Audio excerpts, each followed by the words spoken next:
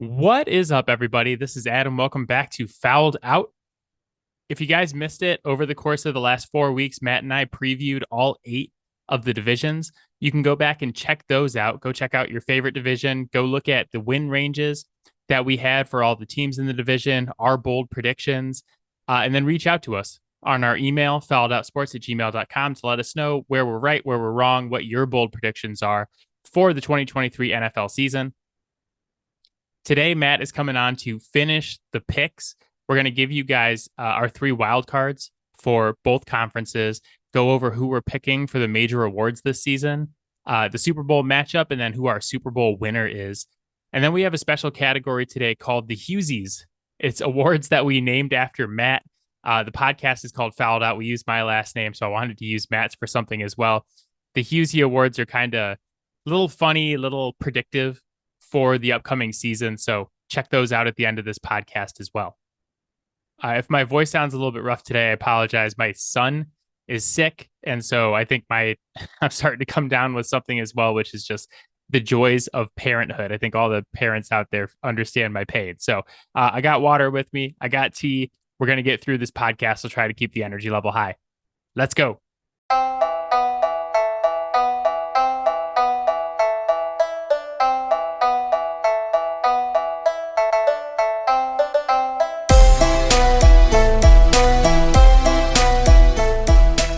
All right, Matt is here. Matt, this podcast is dropping on September 6th, meaning that tomorrow night, the NFL season starts. Our long wait is over. Are you ready for some football? I don't think it's possible for me to be more ready. Well, also it's also not possible for me to be ready at the same time. It's a really good thing we're doing this podcast on the Tuesday before the Lions play the Chiefs and not Friday, because either like if we recorded this on Friday, the Friday podcast would either be the best or the worst podcast we'd ever done. Matt would either be completely off the rails hyped or clinically depressed. I mean, either way, I would be fully unhinged. Well, let's do this one while you still are hinged. I was actually sitting here. I was saying on the beginning of the show that I'm not feeling 100%. Kid's under the weather right now. My throat's starting to hurt. It's like 97 degrees where I live. Yeah. Because, it's just Michigan. It's September 5th right now. At the end of August, it was 70 degrees outside. It was cooling down. It was like 60 last week. It was absolutely beautiful. And then this whole week is in like the high 90s. Yeah, like we've reached the point where it feels pointless to take a shower because 5 minutes after being outside, my shower is undone. Yeah, it's just pure fucking Michigan, right? So I'm sitting here doing the notes and going through the pre-show meeting stuff, and I'm drinking tea because my throat's bothering me, and I'm wearing a flannel because, like, if you know anything about me, it's that I love air conditioning and my house is absolutely freezing. And I just realized that I've just become like this person. We went over to my wife's friend's house over the weekend, and my wife's friend goes, "Oh yeah, like we turned the AC down because we knew Adam was coming over." And my in-laws have said that multiple times too. And I realized that I'm that person in life, where if I'm coming over, you have to like plan extra budget into your electric bill so that you can run your air conditioning, because I'm a delicate flower who cannot be disturbed. So long story short, I'm not feeling that great and it's cold in the house. So if I sound scratchy, I apologize. But we are doing the picks pod today. Matt and I have gone through all 8 divisions at this point and picked division winners. So we know who our first 4 playoff teams are for each division. Both of us picked the Lions, Eagles, Falcons, and Sea Chickens in the NFC. In the AFC, we agreed on the Bengals, the Jaguars, and the Chiefs. And then in the AFC East, you picked the Bills to win, and I picked the Dolphins. Yeah. So we're going to start with our 3 wildcard teams. We could start in the NFC. Why don't you give me yours, and then I will let you know where I'm different. Also, just like a warning for this is like sometimes in your life, you know that there are pivotal moments where like your job is on the line or your relationship is on the line. I don't know if Matt and I are going to be friends after these picks. You are not going to like what I've done. I just wanted to warn you ahead of time because it might be shocking to you. There are certain teams that we are worlds apart on.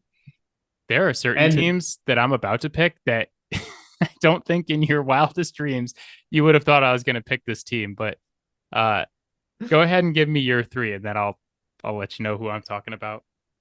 Start off with the one that I think is most obvious. San Francisco 49ers. I went on the pod with Certified Beef a few weeks ago and made not range predictions, but like actual record predictions. So that was kind of how I narrowed this down. This one was pretty easy for me. I just have a hard time seeing them not making the playoffs, even with our concerns about them. Wildcard number 2.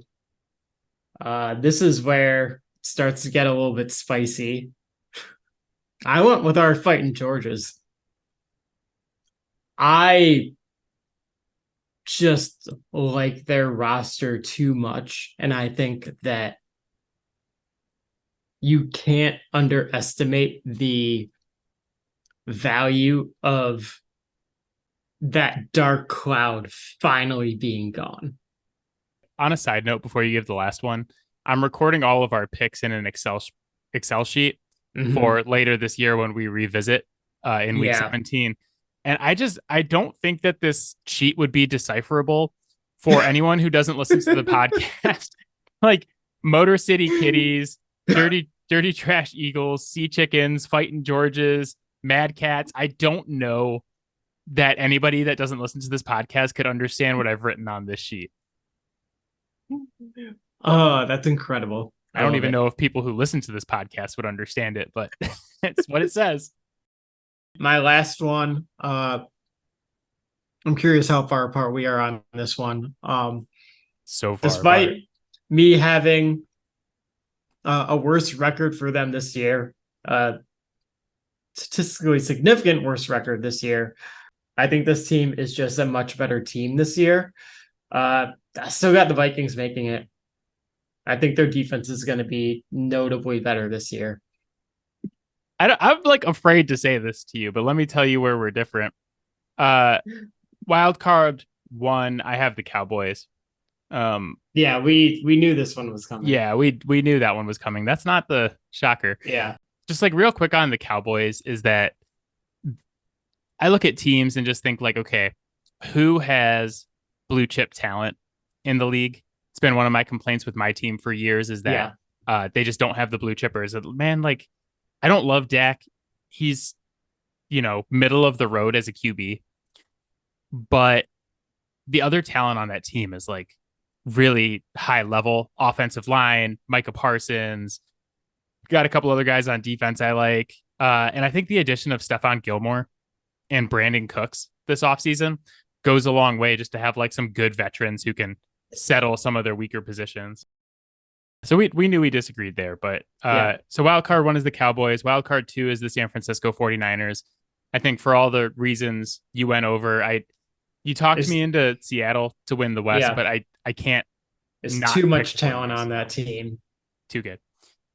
Wildcard 3. So I looked at like 4 or 5 teams for this spot. I think it's going to be really close. It's going to be like a 9-8 team that takes this spot. And I was between like the Saints, the Fighting Georges, the Vikings. I had a couple options. I settled on the Green Bay Packers. That is a bold choice. And I kind of thought that's where you're going when you started down this road. And if you really want to hitch your wagon to Jordan Love that much, hey, I'm not going to stop you, but I'm not going to let you off easy when he has like a 2 to 3 touchdown to interception ratio this year. I knew you weren't going to like this, but let me make the case. You're not going to like the pick. I think you will like the case though. For all the reasons that you picked Washington, of like this dark cloud and this huge pain in the ass and this huge distraction leaving, that's why I picked the Packers, because we all acknowledge Aaron Rodgers was not good for them last year. And he's been a distraction and a diva and a problem for them for years. And it feels like instead of being like, oh, we got 53 guys rowing one way and one guy, the biggest guy on the team, rowing the other way, now it's just like, hey, we got 54 guys rowing in the right direction. I really like that it was quiet this offseason. Yeah, I don't disagree with that. My thing is, though, you talked about blue chip talent, right? I think that some of what's been, hyped up as blue chip talent there is kind of overblown, and in large part because they are there. I've talked about this for years. Like, Jair Alexander is a good cornerback.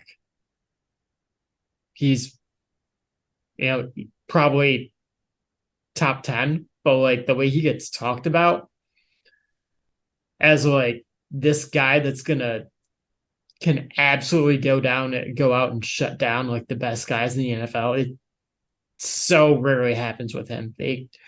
All these guys can have like a good game, but I've never feared him as a Lion, like not once. Yeah, my last thing on the Packers before we go to the AFC is I said last week on the podcast that this was going to be a year of conviction and sticking to what we believe in. Yeah. I have to take the last shot on Jordan Love because I was high on him coming out of the draft. And I don't know. I think he came out and my analysis on him was like, he has a lot of really good tools, but he's going to take a couple of years to develop. They throw him in and he has a bad game. He has to start in Kansas City against Patrick Mahomes and the Chiefs last year. And he was really bad. Yeah. But now it's like, no question. Aaron Rodgers is gone. No distractions. You're the starter. Let's play football. And he looked really good in the preseason. All 3 games. It's just preseason football, but like, it's better than looking the opposite, right? It's better than going out and playing like complete shit in the preseason. There's a lot of unknowns with that I just am not comfortable with. Yeah, it's projecting success. It's all fair, but like, and we can go back and forth all day and we'll go on to the AFC, but like, you could also argue that they can finally run the offense they want to run and not the one that Aaron Rodgers wants to run. Or like, you could argue that Aaron Rodgers was too safe the last couple of years and that if he had been more aggressive on some throws, they'd be I don't know. Yeah. You can go on and on, but that's the pick. I just don't think he's got enough support, but we'll figure it out. Yeah, we'll see.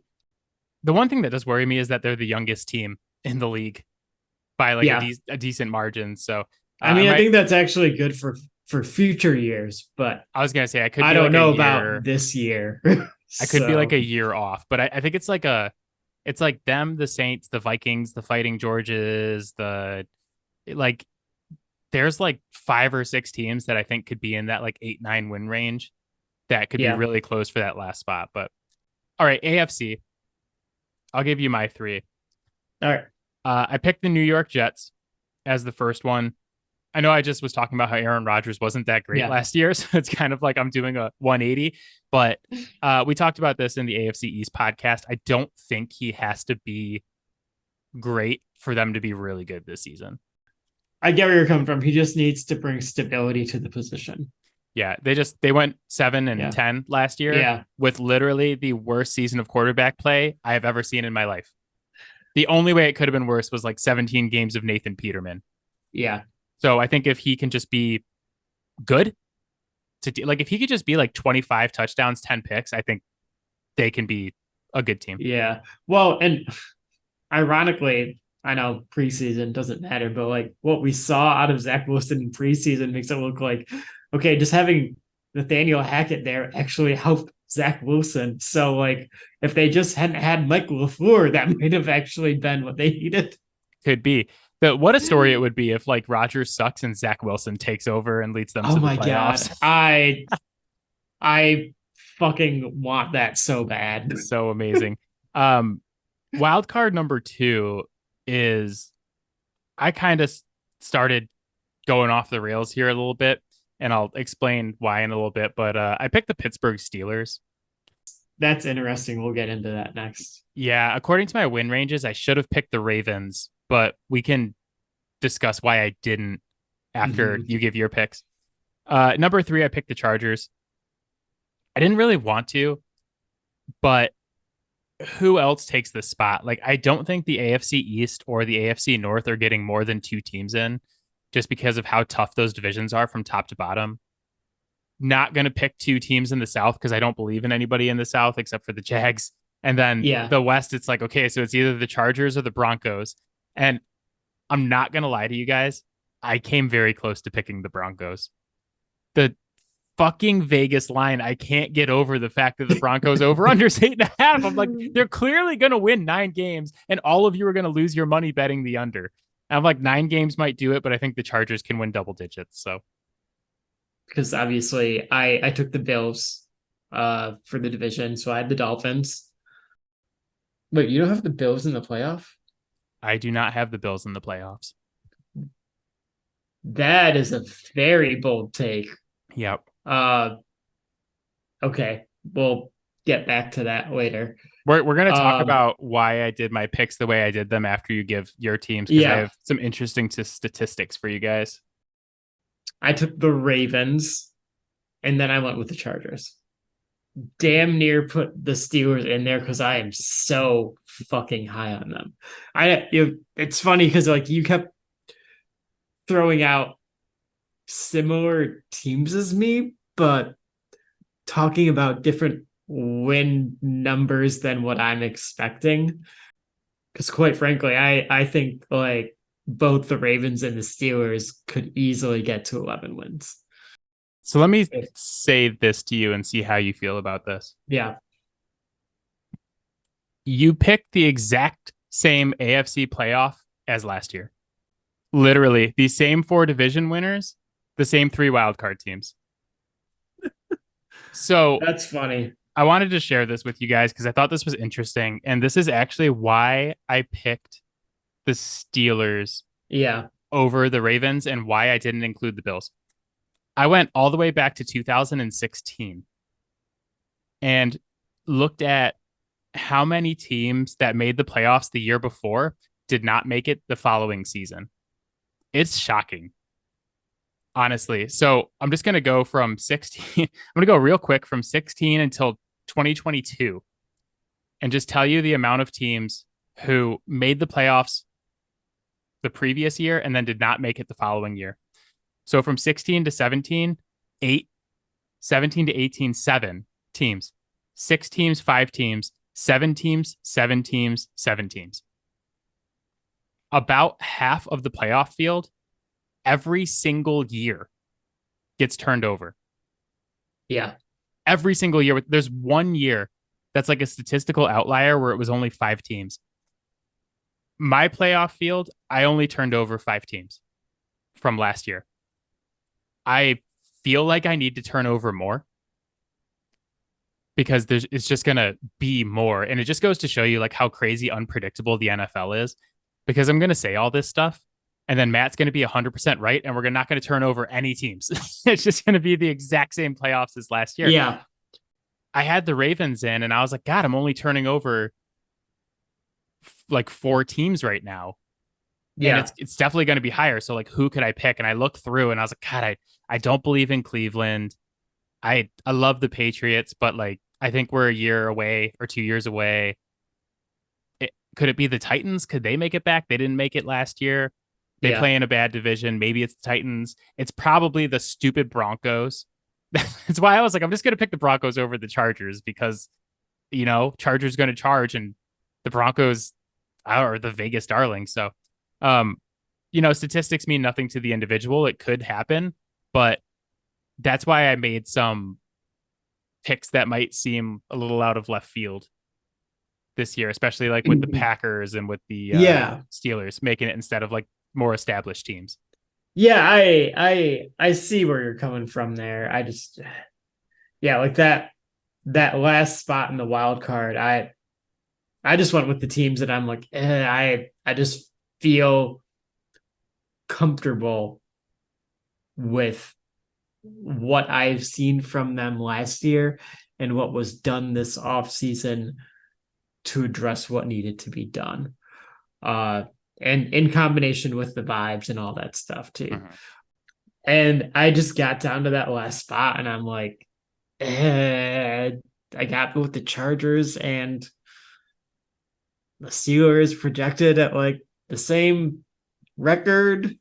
And I feel like even though Chargers going to charge, like I also feel like there's always some dumb fuckery with tiebreakers that gets them in there. That one was kind of a coin flip for me, but yeah, I'm taken aback by the being that out on the Bills.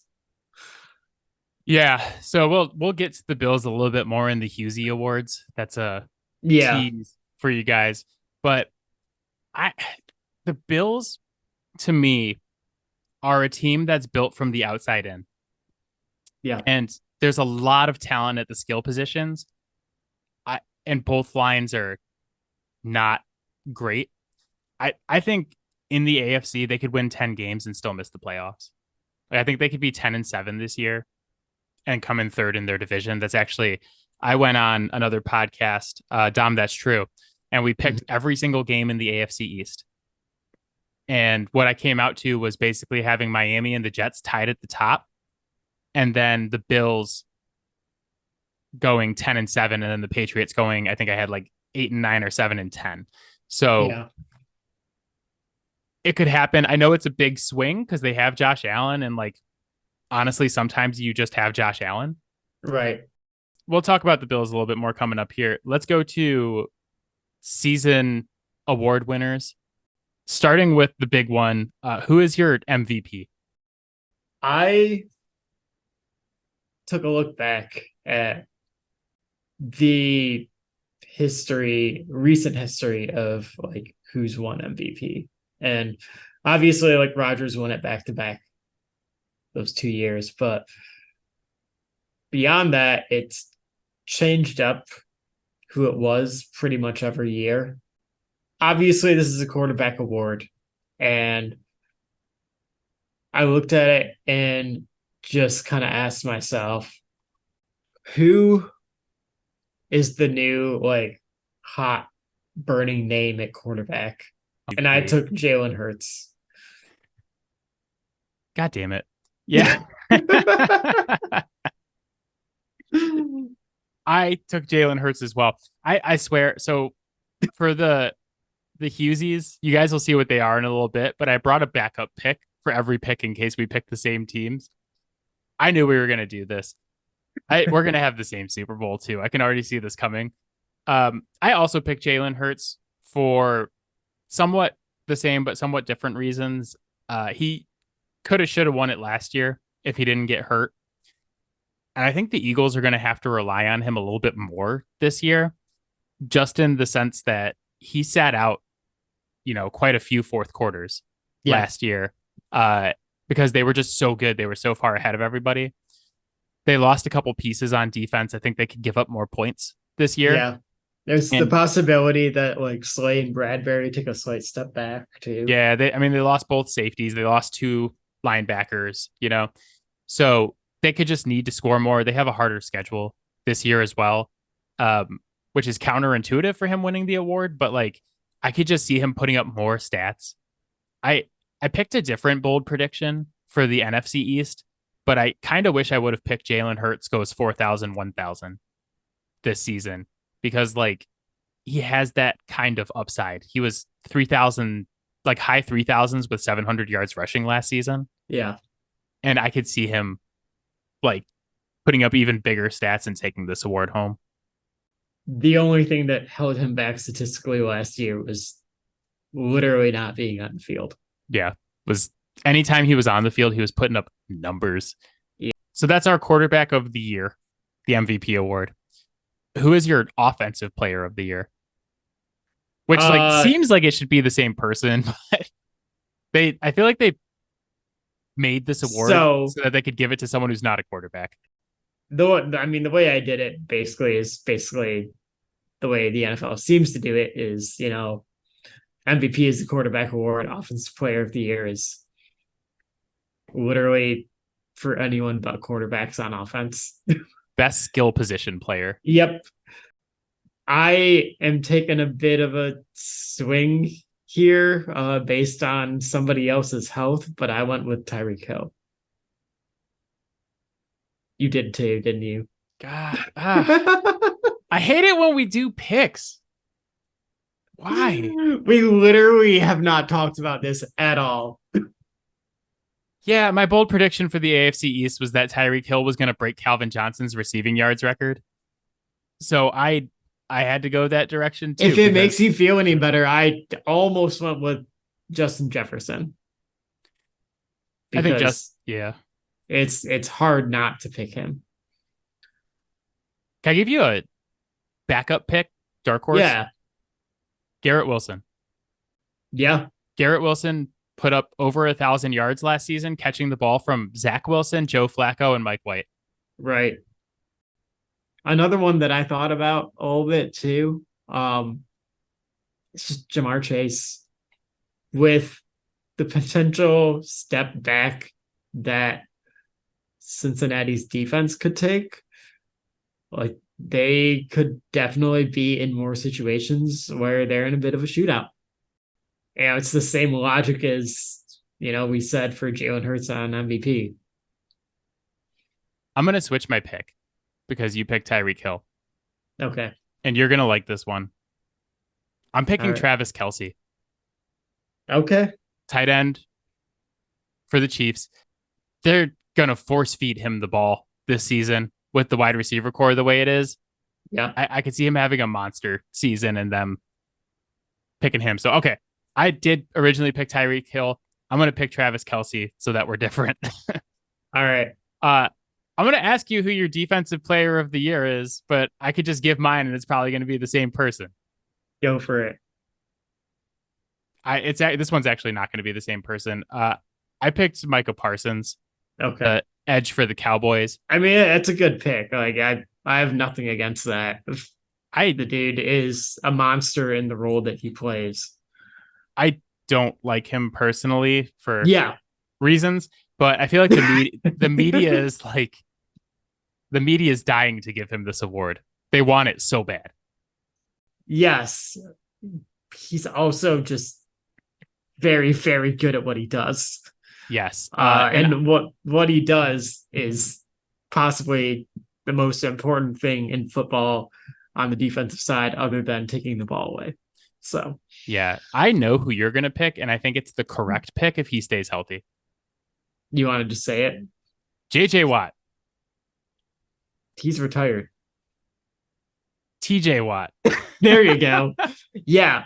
I mean, I've been dying to pick TJ Watt for a long time, but he just won't stay on the field. Much better pick than JJ Watt. Yes, I think that one is much more likely. When he is on the field, I don't care what anybody else says. He is hands down the best pass rusher in football. And it's not that close for me. His combination of like burst, speed, bend, power, like nobody puts it all together the same way that he does. When he plays, like it's not just that he's getting sacks, he forces so many fumbles. And he hasn't been on the field so much that people forget about that, but that's a lot more important than just getting a sack. Like if you can get your team the ball too, yeah, I'll fucking take that guy. Yeah, he only played 10 games last season, but the 3 years prior to that, where he played 16, 15, and 15, he finished as third in Defensive Player of the Year, second in Defensive Player of the Year, and then won it in 2021 where he had 22 and a half sacks, tying Michael Strahan's record while only playing 15 games. Like, if he could have played all 17 that season, he easily gets it. And to go along with his 22 and a half sacks, 7 passes defended, 5 forced fumbles, 21 tackles for a loss, 39 quarterback hits. Yeah. So the fact that he's going to have Cam Hayward and Keanu Benton absorbing blockers is only going to make him better. Because you can't ignore either of those guys. Yeah, like I said, if he's on the field for 15 games this season, it's the right pick. Yeah. Offensive Rookie of the Year. I feel like this is super obvious. Yeah, I'll let you say it so that I don't take your pick. Yeah, it's Bijan Robinson, running back for the Falcons. I talked about it ad nauseum on the NFC South podcast. You're taking an offense that got Tyler Algier and Cordarrelle Patterson 1,000-yard multi-touchdown like rushing seasons. Like, they were top 3 in rushing last season with those two guys, and you're taking a potentially generational running back prospect and throwing it into Arthur Smith's offense. Yeah. Behind the best run blocking offensive line in the league, the same offense that produced multiple 2,000-yard seasons for Derrick Henry or whatever, all those monster seasons Derrick Henry had. Arthur Smith was his OC. Like, Bijan is going to get heavy usage after getting picked 8th in the draft, and he's going to put up fucking numbers this season. I picked him to lead the league in rushing, and I was on the verge of picking him as like the number 1 running back in fantasy. I did draft him in fantasy football, and I'm super excited for it. So can I give you an option for the event that he gets injured like before week 10 when he's already secured it? You may not, because if he gets hurt this season, I'm literally going to cry on this podcast. Yeah. Something wild happens that prevents him from being able to be the one that wins it. I have a hard time seeing it not being JSN though. Oh, I was going to go somewhere else. For number 2? Yeah, I was going to go with your guy, Gibbs.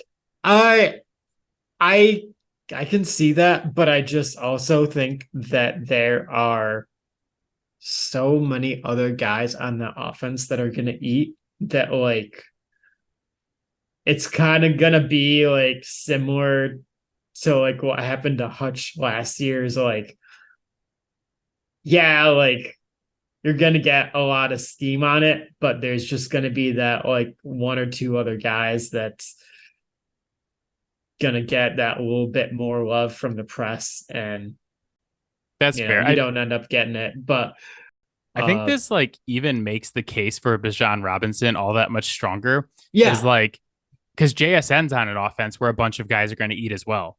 Yep. With DK and Tyler Lockett and Walker and Charbonnet. With JSN, I just don't think it matters. No, he's that good. JSN was one of my guys. I love him. But yeah, I mean, Bijan is going to do the eating in Atlanta. Like, he's pretty much the combination of him and that line and that offense is one of the main reasons I picked Atlanta to win that division. So he's going to town. I would say even like Khalif Raymond's going to eat into some of what Jahmyr Gibbs does. Well, he's got that deep speed. Literally the most unguardable player in football, according to that one chart from Reddit. So, defensive rookie of the year. If only he weren't 5'7". Yeah, I gave my defensive rookie of the year on an earlier podcast as one of my bold predictions. I took Jack Campbell, the weak side linebacker from the Lions. Just as a reminder, the guy reminds me of Luke Kuechly. He's like Diet Luke Kuechly. And I just think he's going to be all over the place for them this season. And he's just going to put, like, the culmination of his numbers is just going to be such that, like, they can't ignore him. And I think the Lions are going to be good. I went somewhere else, but I didn't go far. I'm going with Brian Branch. The buzz around him and like the talk about how like he was drafted here after, and like we made all these moves, brought in CJGJ, and it's like, well, like he's gonna get to develop for a year. He's not really gonna start because of how much talent there is now in this line secondary. And they literally can't keep him off the field.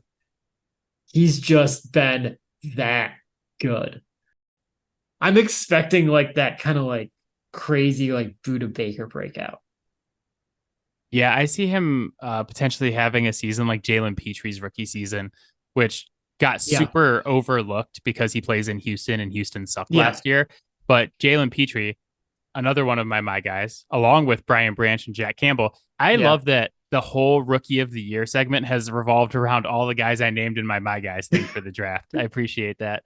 Jalen Petre had like 120 tackles as a safety. He was like top 5 in the league in tackles as a safety. I don't think Brian Branch gets that many because I don't think the defense is going to be as bad as Houston's was last season. No, but I mean, I also think he's going to break up a lot of passes. I think he's going to force fumbles. We'll get a couple interceptions probably, but he's just going to be one of those guys that like every time you watch a Lions game, it's like, who's that? Him again? Like he's just going to keep making plays and you can't help but watch him on every fucking snap. Yeah, I'm just going to get on here every week and say I told you so. Not to you, but just to the general public. Just like we did about Almond. Yeah, backup pick. Obviously, Will Anderson from Houston, strong contender. Yeah. I want to throw out Jalen Carter, the interior defensive lineman for Philly. There's a lot of like off-field stuff there, but I feel like if there's a locker room that's going to like rein him in and get him focused and get him productive, that like Philly's got a shot to do that. They're one of the better locker rooms, right? Yeah. So we'll see how it goes, but just dark horse there. All right. The final pick to fill out the end of this spreadsheet that we started 5 weeks ago. What is your Super Bowl? And I swear to God, if it's the same as mine, I'm ending this Zoom call. And this is the podcast right here. Just to raise your blood pressure, I'm gonna say the team that I have losing first. I have the Dolphins losing. Ooh. Which is I got a little spicy today. Mine's not that spicy. Okay. I have them losing to the Sea Chickens, so this is a water-based battle. I also kind of looked back historically, and it's like, all right, how often do teams get back to the Super Bowl? The next year doesn't happen often. I didn't do that with the Wildcards, but I'm playing the numbers here. The Dolphins, we already talked about it. Like, if they just have Tua on the field, they're so dangerous. No team is set up to handle Waddle and Hill. I like the idea of Miami being there for all those reasons. We talked about like if Tua's healthy, they might be the most talented team in the league. Yeah. It's so hard for me to. Yeah, I'm getting real risky here with this. Yeah, but we're going to talk about Miami a little bit more in the Hughesy Awards, but that's a bold Super Bowl. It's the kind of boldness that I like. But like I have no notes about what Seattle did this offseason. Love everything they did, and like they were a very good team last year. And I know that you and a lot of other people are still a little bit on the fence about Geno Smith. But like what I saw was an NFL veteran at quarterback who was making the right moves pretty much every play. And his arm is good enough, and he's got a ton of weapons around him. And like we've seen that work a number of times. If Geno Smith wins the Super Bowl, I don't know what I'll do if Geno Smith wins the Super Bowl. I okay. And like also like a component of this too is Pete Carroll's one hell of a fucking football coach. Mhm. He's done a great job. He's done a really good job. My Super Bowl is not as spicy. We're gonna calm the people down. Yeah, you did talk about how hard it is to make it back to the Super Bowl. Yeah. But I just look at the teams in the NFC and I'm like, I gotta pick one of these guys to make the Super Bowl. Like, Yeah. I'm looking at the 7 teams I picked and I'm like, one of you has to make it. I don't think the 49ers can do it with how obsessed they are with the Eagles. I can't get over that with them. Yep. With you there. It's not going to be the Cowboys. It's just not. No. Because they're not going to make the playoffs. So I took the Falcons. I'm joking. Matt just has like this completely blank stare. I was like, yeah, I took the Falcons. No, I mean, like, can you imagine though, you picking the Falcons go to the Super Bowl? I should have done it. Say incroyable. I did pick Philly to go back. I just think yeah, they're still the most talented team in the NFC to me. Yeah. You know, we talk about at every position, like the 49ers are incredible, but I don't not 100% in on Brock Purdy. Like I think he's good. I think, you know, he might be the third, fourth best quarterback in the playoffs that I have right now. I think Jalen Hurts is the best quarterback in the NFC. Like, right. So I'm going to go with the best quarterback. They just made it. They have a super talented roster, and Super Bowls come in windows where you have this, like, you build your team for like a 3 to 4 year Super Bowl window. And I do think theirs is open with the roster talent they have. I picked Philly to make it. I picked Philly to lose. It's a quarterback league. I had to go with the quarterback that I believe in the most outside of Patrick Mahomes, Joey Brr in the Cincinnati Bengals. So I picked Cincy over Philly. I think Cincy is the only team that can stop the Chiefs. They've proven it. They play the Chiefs tight every time. They have the pieces to do it. And Anarumo has shown the ability to give Patrick Mahomes and Andy Reid somewhat hard time. You know, it's like the most resistance they're up against. And they have it's a lot harder without Jesse Bates. It is. But a lot harder.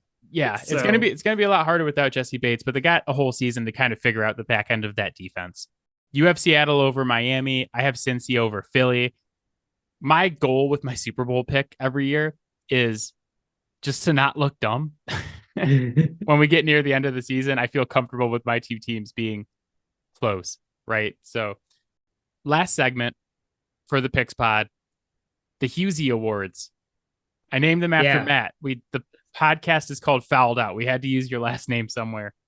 Hughesy doesn't slot into very many things very well. Yeah, that's why we went with the Hughesy's. 5 questions that kind of back up our picks. We'll go quick through these. The first question is the award for the pick that you made that you will regret the most this season. I think we're probably both gonna have the same answer here. It's just the Miami Dolphins in general for me. It's entirely possible that Tua only plays like 4 games and they don't even come close, right? We are betting so heavily on the idea that he'll be on the field. And if that doesn't happen, like everything that we've been saying to build up this team just doesn't matter. Yeah, I was thinking about that one as well. Just because like I feel like we could just be sitting here and, you know, I picked them to win the division. You picked them to make the Super Bowl. We could just be sitting here in like week 6 and they're like 2-4 and he's done for the season. And it's like, yeah, that was a rough one. My pick, I think I'm going to regret the most is picking the Packers to make the wild card. Yeah, you should. Not because I don't believe in it, just because if I'm wrong, I am never going to hear the end of it this season. Like if we're sitting here and they're like 5-7 and they're like 4 games back of the wild card, Matt's just gonna be sitting here like, oh, what happened, Adam? You picked the Packers. You believed in Jordan Love. What happened to you? I'll never hear the end of that one. Award 2 is who is the bad vibes team or bad vibes team of the year? Just as a reminder, the bad vibes is a concept I came up with a couple years back for teams where they seem like they're going to be really good. So this has to be you have to pick a team that people are projecting to make the playoffs or that like should be good. And that gets derailed by off field. It could be like some injuries or it's just like kind of bad news. And it's just like, you just don't feel good. Last year, the Cardinals were the super easy pick because they made the playoffs the year before and then tried to tell Kyler Murray he couldn't play Call of Duty for more than 2 hours a week. And it's just like, that is a bad look going into a season that your star franchise quarterback is more interested in playing Call of Duty than he is in watching film. So like that was easy bad vibes. Yeah. That's what the concept is. Who is your bad vibes team? I mean, this one we've talked to death. I have a feeling that you're gonna talk about another one. But the San Francisco 49ers. I can't get that taste out of my mouth of them just being fixated on the Eagles and talking about them like nonstop for the past 6 months. Like it's been an ongoing thing the entire time. And you cannot convince me that doesn't have a negative impact on the end result for them this year. I like that one. I am going to go somewhere else though. Yeah. Mine is the Buffalo Bills. Yeah. And that's why I didn't pick them to make the playoffs. I think something that's gotten super swept under the rug is that Stephon Diggs fucking hates Josh Allen. There's a lot of reports. The latest looking at Stephon Diggs drama, Robert Griffin III says that the Bills star receiver might have a problem with Josh Allen. The end of last year, when they were getting crushed by the Bengals at home in the snow, Stephon Diggs was screaming at Josh Allen on the sideline and like left early and then refused to show up for camp, all this stuff. Like it's been bad with him and the Bills this offseason. And it kind of just got swept under the rug and everybody's like, oh yeah, like just going to pick him in the first round of my fantasy draft. No problem. He's going to be awesome. He's going to be there. And it doesn't even have to be a big blow up, but if it's just like Josh Allen and his star receiver going to work every day being like, oh God, like I can't wait to get away from this guy. That's a problem because like Josh Allen is not getting shipped out of Buffalo, but Stephon Diggs could. And we've seen Stephon Diggs have issues where he's been before. He had a huge problem in Minnesota, which is why he got traded to Buffalo in the first place. Was happy there for a while, and now it seems like the relationship is souring. And if he's not on this team for any stretch of time, that offense is way different with like just Gabe Davis, Khalil Shakir, and the running game than it is with Stephon Diggs on the field. And I made the pick assuming that he's going to play this season, but I could see like if they get off to a tough start or he's not getting the ball enough, I could see it being rough. Really wild thing I'm going to throw out there. I assume you've also heard some of the rumblings about Mike Evans potentially becoming on the trade block. Let's say the Bucs start 1-6 and things are rough in Buffalo with Stephon Diggs. Like, is that not a thing that happens? Like the first ever NFL 3-team trade where they send Diggs to the NFC team sends picks to the Buccaneers and the Buccaneers send Mike Evans to. I mean, it's totally possible. I do see Evans getting traded at some point this season with how things have gone. But it doesn't sound like there's any like bitterness on his end, but like he wants to be paid his market value. And also like It's not like he's under any illusions that they're probably not going to be a competitor this year. I do think that once that becomes pretty clear in the wins and loss columns, like that's definitely something that's gonna ramp up a bit. Yep. So that's my bad vibes team. Question 3: who was your favorite fantasy pick this season? We had 2 drafts together, playing a East League and a West League. Who was your favorite guy to go after, whether you got him or not? We've talked about this a lot. Um, my primary target in every draft was Travis Kelce. I didn't manage to get him in either of our leagues together, but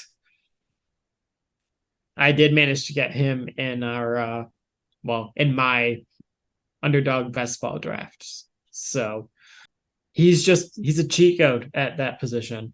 And the drop off between him and Andrews isn't like, damn, like I really got screwed. But after Mark Andrews, like the drop off is significant. There's 2 guys up top, and that's it. Yeah, I would say Kelce has the highest ceiling and highest floor. Yeah. Of any tight end. Andrews has a high ceiling, but the floor does kind of drop out with him with injuries and quarterback injuries and stuff. Yeah. Well, we just like, have no clue what that offense is going to look like structure wise this year either. So I think a lot of other tight ends too is that like their ceiling doesn't reach Kelce's floor. No, honestly, like playing with Mahomes in that offense, like yeah. I think that's a good pick. My favorite pick this year was Justin Fields, actually, the quarterback for Chicago.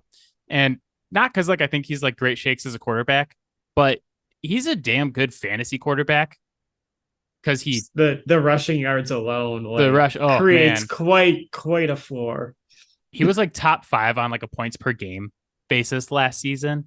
Yeah. And I had him last season. I picked him up off waivers after he annihilated the Patriots. I was like, okay, this guy's going to be good. The reason I like him so much is because quarterback has, like, it used to be that quarterback in fantasy was like, you can pick any one of, 15 guys and they're all going to put up similar numbers. And over the last like 5 years, that's really changed in a big way with all these quarterbacks who run the football.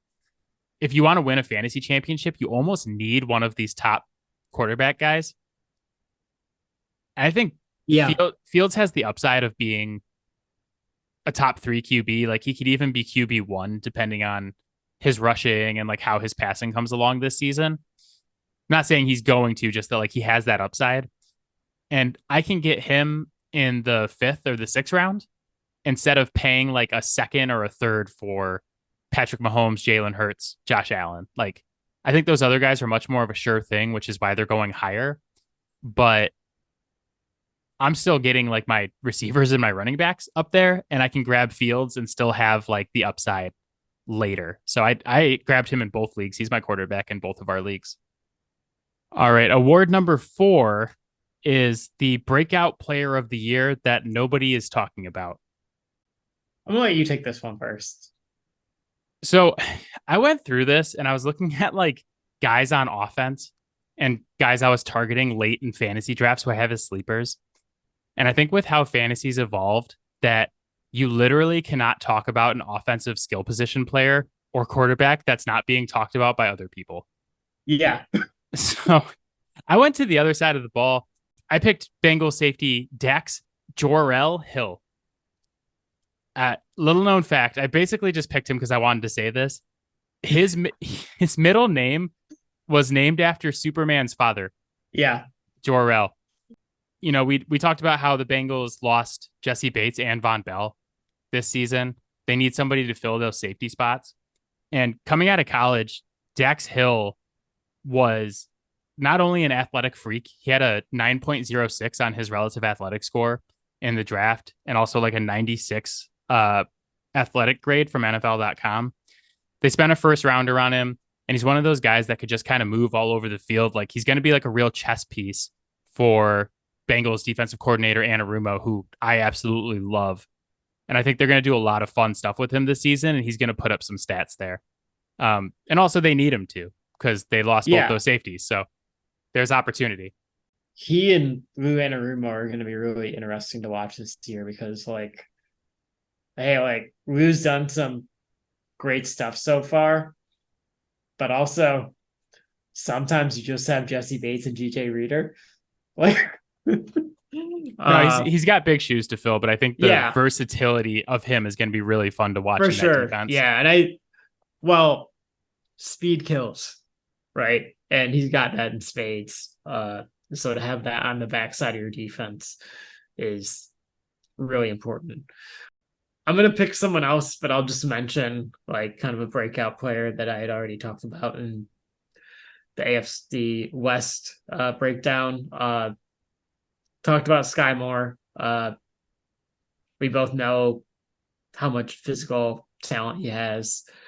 He just needs to actually go out there and put it together. And hopefully a year in the NFL kind of helped him, the game slow down for him. But the guy I'm gonna pick, I briefly mentioned him earlier, Khalif Raymond. I'm not predicting him to get 1,000 yards or anything like that, but I do note that at this moment in time, the Lions coaching staff view him as their wide receiver too. He is just so quick and his deep speed is legit. Year 2 in this Ben Johnson offense, I just think that his size is going to be a little bit less of an issue because they all kind of know the offense a little bit better and those windows might just be a little bit more crisp. But no one can get their fucking hands on him. He's just too quick. And he's gonna be the deep threat while J-Mo is gone. And J-Mo's gonna have his hands full kind of wrestling that role away from him. When you proposed this award, I actually knew that that's who you wanted to talk about because I had sent you that graph that shows the yards of separation gained versus zone and versus man. And all the wide receivers are kind of in an upward trajectory and you could see who's better against what. And Khalif Raymond is the statistical outlier, completely alone on the top of the graph, gaining the most yards away from zone and the most yards away from man per route run. It's kind of amazing. Yeah, I mean, it's going to be put to the test this year. The last award is the popular take that you've heard that you disagree with. This is the Crazy Pills award where you do the Will Ferrell thing when you hear this take and you're like, I feel like I'm taking crazy pills. So mine is basically just that Cleveland's going to be good. Oh, God. I'm hearing it a lot of places. I'm seeing it a lot of places. Just to outline it, they are plus 112 to make the playoffs this season. Pittsburgh is plus 128. We went over this in the AFC North episode. I understand that the roster is talented. I get it. But I just feel like not everybody, but I feel like a lot of people are plugging in Deshaun Watson to be a good quarterback this season. And they're like, oh, yeah, well, he had all the legal trouble and then they kind of threw him into the fire last season. And I get all that, but we haven't seen this guy be a good NFL quarterback in 3 years. And I just don't know if that's a thing that goes away and comes back. Yeah. I mean, it's just been so long. And quite frankly, even if he's good, I still think they're the worst team in that division. I mean, if he gets back to being elite, then I could see it. But I don't believe that he can, and I don't want to believe that he can do that. Yeah. Because I hate him. So it's partially a pick because of that, but I just don't get how everybody is so in on Cleveland. I feel like a lot of people are in on them, kind of throwing caution to the wind about the quarterback play. They're just oh yeah, he's going to be great. Don't worry. Mine is Sean Payton is going to fix Russell Wilson. a quarterback that has been in the NFL, double-digit years, you should not need to fix them. And that is what scares me the most about him. He should have so many mental reps from all the games he's played that the mental part of the game was never an issue last year. But it absolutely was. And I just don't believe that there's anything Sean Payton can do about that part. He can create a better structure, but he can't change what Russell Wilson's going to do within that structure. I like your zagging on that take. Like I mentioned on the AFC West pod last week, I see Russell Wilson as like a NBA point guard who's lost like his first step. Yeah. It's like Chris Paul, honestly. Like Chris Paul is still like a good, serviceable player, but he's not Chris Paul anymore because he's lost a step. And once you lose it, you just don't get it back. And it's like it's not always the athleticism with Russell Wilson. It's like the mental aspect too, but like the mental aspect is just such a huge part of being a quarterback that it's like that elite first step for a quick guard. It's like once you lose that, I don't know that it comes back just because the situation changed.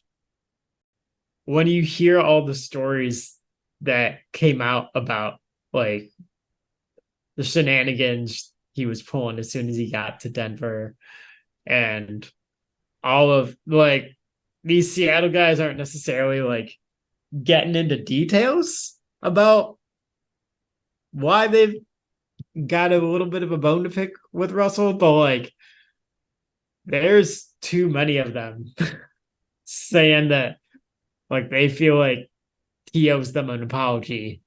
And it's just like there's so much smoke around him that it's hard for me to believe that this is a guy that's gonna like look at that situation last year and be like, oh, maybe I'm part of the problem and I should change. Broncos are still winning 9 games though, even if it's with Stidham. But that is it for us. As always, Fouled Out can be found on Spotify, Apple Podcasts, Pocket Cast, Overcast, anywhere you get your podcast. You can hit us up on Twitter at Fouled Out Sports. You can find Matt on Twitter at Matador_defense. And you can find our videos on TikTok at Fouled Out Sports Podcast. It's a long name, but you can't miss it.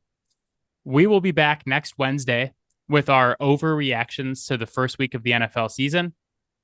One of my favorite traditions from week 1 of every season.